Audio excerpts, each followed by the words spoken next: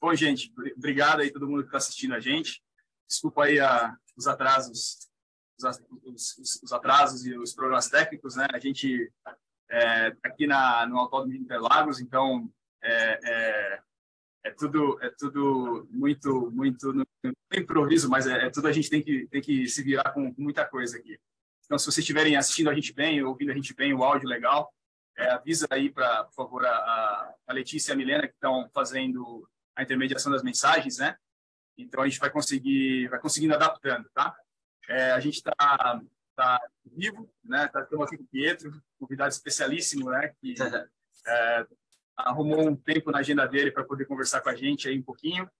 É um prazer estar aqui com você, Pietro. Te conhecer pessoalmente também, né? Tipo, estou um pouco nervoso, né? Porque não é todo dia que a gente tem a oportunidade de conhecer uma pessoa dessa ao vivo, né? Então, é um prazer imenso. Então, muito obrigado pela tua participação aqui. E queria que se sentisse bem-vindo também com a Rantec, né? A gente é uma empresa aí que está no mercado há muito tempo também, né? Enfim, fala um pouquinho com a gente também. Não, cara, muito obrigado pelo convite. Estamos aqui na pista de Interlagos, sempre um final de semana bem corrido para todo mundo, mas principalmente para os brasileiros. Temos engenheiros brasileiros na equipe. Meu irmão está aqui também, corre de Fórmula 2, e a gente está visitando família a semana inteira. A gente está viajando o ano inteiro, aí temos essa semana aqui no GP de Interlagos para poder visitar meu avô, minha avó. Eu sempre vi esse podcast ontem, esse comentário que vocês estão na casa da sua avó, né? Estou ficando na casa da minha avó e faz quase um ano que eu não vejo eles, então é muito bom para poder ver eles, aproveitar um pouco esse tempo. E, cara, a corrida de Interlagos sempre é uma loucura, parece que vai ter chuva esse final de semana. Aí tem duas corridas, né? Tem a corrida sprint, que é no sábado, a principal no domingo, então eu acho que vai ser bem legal, vai ser bem interessante. Vai ser. E em relação a o fato de você estar na tua avó, né? Aqui morando para tua família enquanto você está trabalhando, isso ajuda, obviamente, ajuda os familiares, né? Mas o fato de você ter essa oportunidade, né? De estar supostamente a sua casa, né? O seu país também, isso ajuda na tua concentração. Eu sei que você tem muito corrida a tua vida, não é só atrás naqueles 120 minutos, mas a gente tem toda uma coisa por trás disso, né? Mas isso acaba te ajudando? Cara, ajuda muito, assim, para falar a verdade, eu não estou ficando no hotel, estou ficando no hotel. Isso, eu queria ficar em casa e só mudar de pista, trazer a pista para casa, né? Isso seria muito melhor, mas cara, a gente viaja muito, já tem esse costume de ficar em hotéis, chega numa corrida, fica 4 dias lá, em hotel, vai para outro país, para outra corrida, hotel diferente, você vai acostumando. Aí, como atleta, o importante é tentar manter bem o físico, né? Para ter uma boa performance e também não se cansar muito mentalmente, porque automobilismo, o carro é físico, mas mentalmente também pesa muito. Então, se você estiver muito cansado, perder muita energia antes do final de semana de corrida, isso vai acabar te afetando. Então, com toda a viagem, todos os compromissos que tem que fazer durante o final de semana, é importante manter, só conservar a energia e usar a energia quando você está pilotando realmente o carro de corrida. E isso é uma coisa interessante, né? Porque muita gente que você só naquele período, né, que você está correndo, né? Mas eles não sabem o que acontece por trás, né? Não só com a equipe, mas o seu preparo físico, seu preparo mental, psicológico, seu treinamento de alimentação, por exemplo, de exercícios físicos, né? Eu vi algumas entrevistas aí recentes, né, de pilotos também, falando a importância, né, de você não pode ter o corpo que você quer, você tem que ter o corpo específico para a corrida, né? Sim. Então, eu acho que você tem que tomar cuidado, 360 graus, né? Sim, exatamente. No caso da Fórmula 1, eles têm, por exemplo, um limite, não tem realmente mais um limite mínimo de peso. Tem, mas, por exemplo, antes, se o piloto pesava mais de 70 quilos, já estava carregando mais peso no carro. Hoje em dia não é tão exagerado. Hoje em dia eu acho que o piloto pode pesar tipo 78 quilos. Aí, pô, eu não tenho problema com peso porque eu sou baixinho, mas os caras são mais altos que às vezes custa para eles ficarem sempre a 78 quilos, se manter. Ao mesmo tempo, ter a força também, né? E ter a força, para o cara muito magro não vai ter a força, mas eu não tenho esse problema. Agora, eu também estou correndo, por exemplo, 24 horas de Le Mans, coisas de endurance, e naquele carro, o mais leve que você o carro é mais leve. Então, por exemplo, se eu pesar 70 quilos, eu vou estar carregando 70 quilos no carro, mas se eu pesar 65 quilos, estou 5 quilos a menos. 5 quilos a menos é tipo um décimo por volta, em 24 horas. É muito tempo. É muito tempo. Então, depende da categoria que você está correndo, você precisa ter, você precisa ter um físico, uma estrutura diferente. Então, sempre durante a pré-temporada ou off-season, que é em dezembro e janeiro, você tenta fortalecer. Quando começa a temporada, é só mais no foco em manter, porque com toda a viagem, e sabe a quantidade de viagem, voos que a gente pega assim para o aeroporto e tudo, é difícil você melhorar muito o seu físico, mas tentar manter uma rotina fixa, né? Manter uma rotina fixa, tentar manter aquela performance durante a temporada inteira. Aí no off-season você tenta melhorar. Entendi. E sem contar também que você também perde peso após a corrida, né? A gente não sabe, mas vocês pesam logo depois, né? Sim, normalmente perde entre... É líquido, bastante líquido. É líquido, entre 1 quilo eu já perdi uma vez 3 quilos. 3 quilos? 10 quilos, cara. Isso é loucura. Isso é maluquice. Bom, a gente está lembrando só vocês, né, que a gente está com as perguntas abertas aí, o live chat, né, aberto para vocês colocarem a pergunta de vocês. E, obviamente, que não dá para ler todas, né? O Pietro tem um tempo curto aqui já com a gente, ele conseguiu conceder aí uns minutos para falar conosco. Se vocês puderem colocar as mensagens aí, e a gente vai lendo conforme a Milena e a Letícia estão fazendo a moderação das mensagens, e aí a gente coloca o que dá para a gente ler, tá bom? A gente tem algumas perguntas aqui que a pessoa já tinha mandado anteriormente, que a gente vai perguntar para o Pietro, né? E vou aproveitar também, né? A gente está falando sobre bom, você teve obviamente você teve o teste em Bahrein e México, né? México eu sei que não foi conforme você tinha esperado, porque, enfim, bem na hora que o pneu estava ficando mais macio e tal, né? Você comentou. Mas qual que é a tua expectativa para Abu Dhabi? Então, cara, México, a gente estava saindo com o carro, dei algumas voltas, aí tivemos no DRS, volta, né? Na asa móvel traseira do carro, e aí eu parei, eles consertaram, aí quando saí, deu problema no motor, infelizmente. Então, foi bem curto, eu tive que parar depois de 6, 7 voltas, não deu para realmente sentir muito o carro, mas eu já me senti realmente confortável. Depois de 2, 3 voltas, a performance estava boa, mas aí tive que parar. E Abu Dhabi eu vou estar de volta pilotando no treino livre 1, então já é semana que vem, sexta-feira que vem. E, cara, tô muito... Uma pista que eu conheço, eu já corri lá com carro de Fórmula 1, já testei, já fiz corrida em 2020, então tô confiante, fazer um bom trabalho para a equipe e tentar mostrar bom desempenho também. A gente espera também, a gente vai estar assistindo com certeza. A gente estava comentando sobre não a similaridade, né? Mas a gente estava falando sobre a Huntec Market, então a gente vai sair um pouquinho das pistas agora, né? A gente vai perguntar um pouco sobre, botar você um pouco de saia justa aqui, porque a gente tem algumas perguntas que o pessoal mandou relacionadas com os trades, com as operações que nós fazemos no mercado, né, e a similaridade que tem com a Fórmula 1, né? Então, estava explicando, né, a corretora ela tem uma equipe que fica por trás do piloto, assim. Então, a gente provém essa plataforma, né, de execução, tecnologia, para que o piloto, ou seja, o operador, ele consiga fazer as decisões dele nos momentos de alta pressão, né? Eu queria te perguntar, você acha que tem alguma similaridade com o momento que você passa, né? Porque muita gente vê você na televisão quando está atrás do volante, mas não sabe o que acontece por trás dos bastidores, né? Todo esse suporte que você recebe do time de engenheiros, mecânicos, enfim, para que os dados que são importantes para você ter também para tomar a sua decisão em milésimos de segundos, né? E cada segundo pode ser muito delicado, é um alto risco, né? Então, queria que você contasse um pouco para a gente como que é, né, esse time por trás de você. Eu acho que é bem parecido com a Handtake Markets, né? Porque vocês têm uma plataforma, né?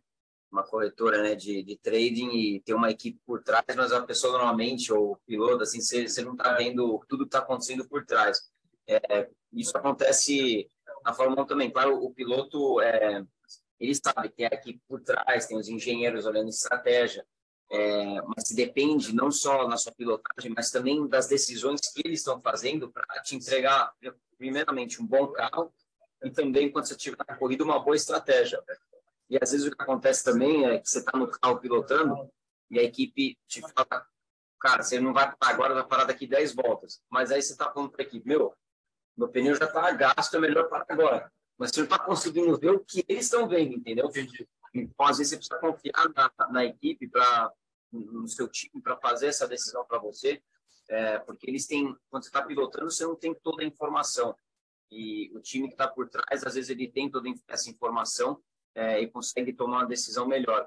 Então, às vezes, você consegue ver o piloto discutindo um pouco com a equipe sobre estratégia e tudo, mas é porque, às vezes, o piloto não tem toda essa informação, mas o que é importante é essa sinergia entre o piloto e a equipe, sabe?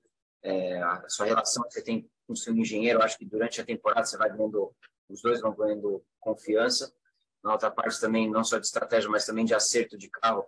Quando você começa a trabalhar com o engenheiro, no começo, o engenheiro está tentando aprender o estilo de pilotagem que você tem. E durante a temporada ele consegue fazer ajustes no carro para melhorar o carro para o seu estilo de pilotagem, porque todo piloto pilota diferente. Tem um cara que é mais suave, outro cara que é mais agressivo. Entendi. Então, o engenheiro, quando ele vai te conhecendo mais, ele consegue fazer ajustes sem até falar para você, mas sabendo que seu estilo de pilotagem é diferente. Vai te ajudar. E no final vai acabar me ajudando. Mas o importante é essa relação que você cria no time, essa que você faz com o engenheiro e também as confianças que os engenheiros passam para o piloto. Porque na hora de tomar a decisão lá, cada detalhe conta, né? Cada detalhe conta. Então, o risco é muito alto. O risco sempre é extremamente alto. Você está batalhando por pontos. Quando você vai fazer uma decisão em algum trade que você vai executar, cada segundo conta, entendeu? Então, é muito importante você primeiro entender o cenário inteiro, entender qual a estratégia para a corrida, quais os pontos fracos, os pontos fortes do carro naquela pista, e aí no final tomar decisão rápida. Eu acho que a pior coisa é você, como você fala, em inglês fala, é você hesitate. Quando você meio que estiver na dúvida e esperar muito para tomar, quando você hesitar, aí que dá problema na pista. E você acha que isso tem muito a ver com também a parte emocional? Ou seja, você tentar ser o menos emotivo possível, ou às vezes a emoção ajuda, porque a ansiedade, qual que é a relação, né, do seu psicológico na parte... porque apesar de você estar lá 100% focado, mas você sabe o risco que está envolvido lá, né? Às vezes você precisa ser bold, né? Você precisa se arriscar mais ainda, né? E como que funciona? Porque deve envolver um pouco de medo, né? Eu acho que você não pode ter medo, mas você é um ser humano. Eu acho que, assim, medo de acidente, esse tipo de coisa, eu acho que o piloto normalmente não tem. Falando por mim, eu não tenho medo, mas, claro, você sempre, antes de uma corrida, você está nervoso, você sente aquela adrenalina, porque você fica ansioso. No final, você precisa demonstrar resultado, você precisa de performance. Claro. Porque, pode ter duas corridas mal, mas depois você precisa demonstrar resultado. Então, claro que quando você está correndo, você está sempre querendo o melhor resultado. E você tem essa ansiedade antes da corrida de, putz, será que o carro vai largar bem? Será que o carro vai estar bom na corrida? Será que eu vou estar pilotando bem? Então, então acaba vindo emoção, mas eu sempre falo assim, é difícil você colocar emoção para o lado. Tem vários coaches que tentam ensinar um piloto, um atleta a separar o piloto ou o atleta com a emoção, mas, cara, é muito difícil. A emoção é uma coisa que vem naturalmente. Você vai criando essa adrenalina, então o jeito que eu me lido com isso é tipo, eu abraço a emoção e tento usar, mas com o lado positivo, não no negativo. Gerenciar ela. Mas eu não tento gerenciar muito, mas assim, em vez de falar, tô nervoso aqui antes da corrida, não sei se será que isso vai me tirar do foco. Não, cara, tô nervoso, que bom, agora eu tenho mais adrenalina, minha reação vai estar mais rápida. Pô, e que bom sentir isso daqui, assim, tá me dando mais energia, entendeu? É outro jeito de você ver. Outro jeito de você ver. Mas aí quando você tá na pista, eu acho que é a mesma coisa com trading também, você precisa ser bem frio e calculista, eu acho. Assim, na minha opinião, na pista, quando você vai tomar decisões, você não pode colocar muita emoção dentro, entendeu? Quando você vai tomar uma decisão, você tem que ser frio. Então, quando você estava comentando, né, às vezes você discute com o teu pessoal, né? Mas você sabe que eles fizeram os cálculos corretos, né? Você precisa confiar neles no final. Senão, às vezes acontece que o piloto não acaba confiando e aí demora muito para decidir, aí já foi, entendeu? Sim. Você perde aquela janela. Então, você precisa ser bem frio. Se você errar, já meio que tenta esquecer na hora, aprende, mas já vira a página e foca na próxima coisa. Entendi. Igual você tinha comentado, né? Uma vez que você fechou a viseira ali, aí você está 100% foco. 100%. Às vezes você larga você tinha para pensar antes de preocupação. Mas eu lembro que às vezes por exemplo, você vai na corrida, tá largando na pole, larga mal, aí na primeira curva você está em quarto, aí você pode estar pensando, eu perdi já a liderança na corrida, mas já que você fica pensando nisso, nas próximas curvas você não está 100%. Então, beleza, perdi posições na largada, estou em quarto, agora bora tentar assumir a liderança de novo. Sempre à frente. E falando nisso, né, porque essa pressão que você tem sobre resultados, sobre tempo, é constante, né? Mas, obviamente, também você treina. Então, o treino geralmente não é um treino livre. Você vai, tipo, não com essa mesma pressão que você tem, por exemplo, uma corrida ou um treino qualificatório, né? Mas um treino livre, você está cronometrando o seu tempo, às vezes, ou tentando fazer alguns ajustes no carro ou no seu jeito de dirigir, mas você não tem essa pressão que você estava comentando. Nesse momento, você coloca alguma meta para você? Ou, tipo, como que funciona a tua cabeça quando você está treinando, né, tipo, sem risco, vamos dizer assim? Porque na Fórmula 1 você tem poucas oportunidades de pilotar o carro. Então, não é que nem outras categorias, você tem mais tempo de pista e tudo. Então, para mim, na Fórmula 1, quando você estiver pilotando, você tem uma oportunidade de pilotar, você precisa fazer seu melhor e dar 100% de performance, porque toda vez que você pilotar o carro de Fórmula 1 é tipo como um job interview. É sempre você fala em português. Uma analogia. Basicamente. Então, a equipe está sempre analisando a pilotagem para ver se você é bom o suficiente para ser piloto titular. Então, tem sempre alguém olhando. Tem sempre alguém olhando. Então, quando você está lá fazendo, pode ser só um treino, mas para mim é uma mega oportunidade de poder mostrar o que eu posso fazer. Então, a pressão está lá porque eu preciso mostrar desempenho. Entendi. E falando agora um pouco de Interlagos, né, isso é um palpite, eu não sei se é ou se não é, mas parece ser uma pista bem intensa, bem intensa, aliás. Como que você vê em relação às outras pistas, né? Qual é a sua opinião sobre Interlagos? Então, Interlagos é uma pista que eu corri aqui pela primeira vez no ano passado. O amigo convidou para fazer uma corrida de Porsche Cup. Aí no começo do ano eu corri de Stock Car aqui também. E eu gosto muito dessa pista, uma das minhas pistas favoritas, porque o traçado dela flui muito bem. É uma pista curta, por isso que é uma pista bem intensa. Eu acho que a Fórmula 1 vira aqui 1 minuto 7, alguma coisa assim na classificação. Então, quase menos de 1 minuto. Dessa a pista mais rápida em termos de tempo de volta, uma das pistas mais curtas assim no calendário da Fórmula 1. Então, por isso que é uma pista bem intensa e as curvas são bem legais. Elas são bem longas, as curvas fluem bem, entendeu? Você gosta, em geral, assim? Gosto muito, é uma pista divertida. Sim, e sempre tem... Você nunca sabe qual é o tempo, você vai ver, então... Sempre é perdido, né? Então, acaba virando uma corrida meio interessante. Charada, né? A gente tem outra pergunta aqui também, que é meio relacionada com o nosso mercado, né? Principalmente nesses últimos 2 anos, vamos dizer assim, a gente teve bastante volatilidade no mercado, né? Então, significa que o mercado ele teve aquela pujante num determinado momento e por coisas que, fora do seu controle, ela acaba caindo, e aí, você, obviamente, investimentos, você acaba perdendo dinheiro. Então, as pessoas não querem isso, elas buscam alternativas e tal, e planos B, C e D, né? Isso acontece também na corrida, ou seja, tipo, quando você tem seu planejamento, está tudo certo, eu sei que você tem os planos contingenciais também, mas às vezes acontece tipo, alguma coisa, né, como treino livre do México, por exemplo, né? Mas às vezes acontece alguma coisa que foge do seu controle, e como que você lida com isso, né? Tipo, então, cara, isso acontece sempre, né? Você sempre tem aquele... Você acha que você tem aquele plano perfeito, aí começa o negócio, o cenário muda completamente, entendeu? Então, você precisa se adaptar muito rápido. Eu acho que isso no automobilismo é muito importante. Você precisa saber se adaptar rápido às situações e condições diferentes. Porque muita coisa pode acontecer. Pode começar seco a corrida e começar a chover. Aí você precisa tomar decisão rápida.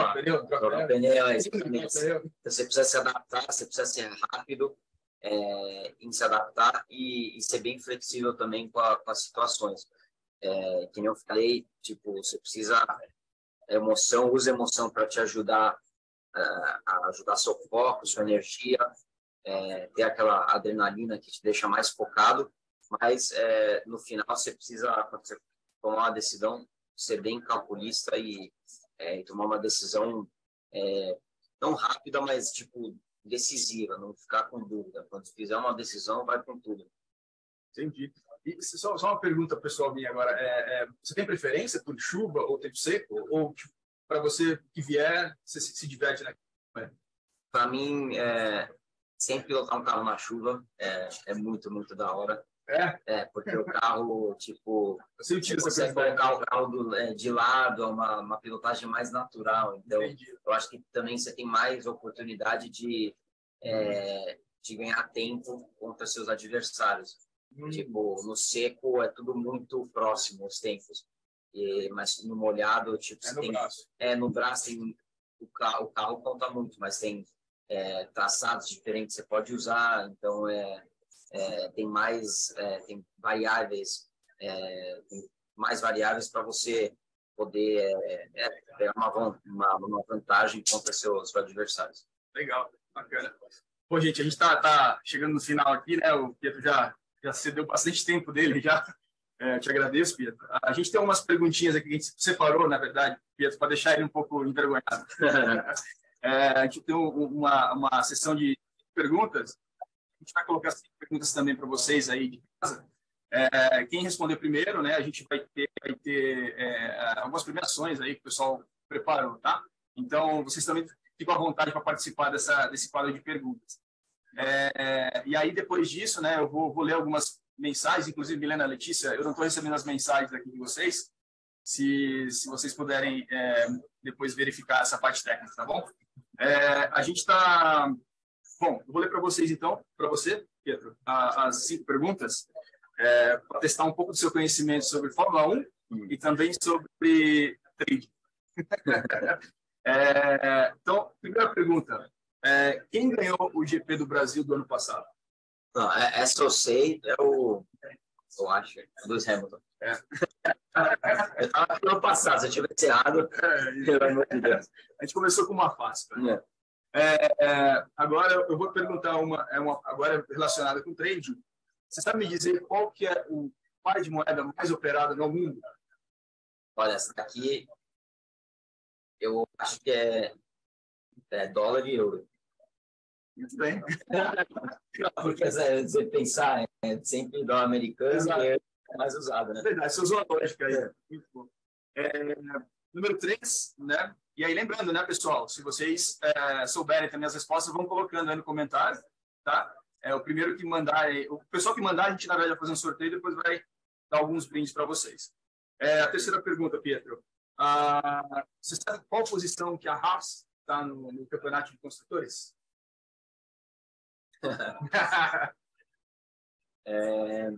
Cara, acho que 8º.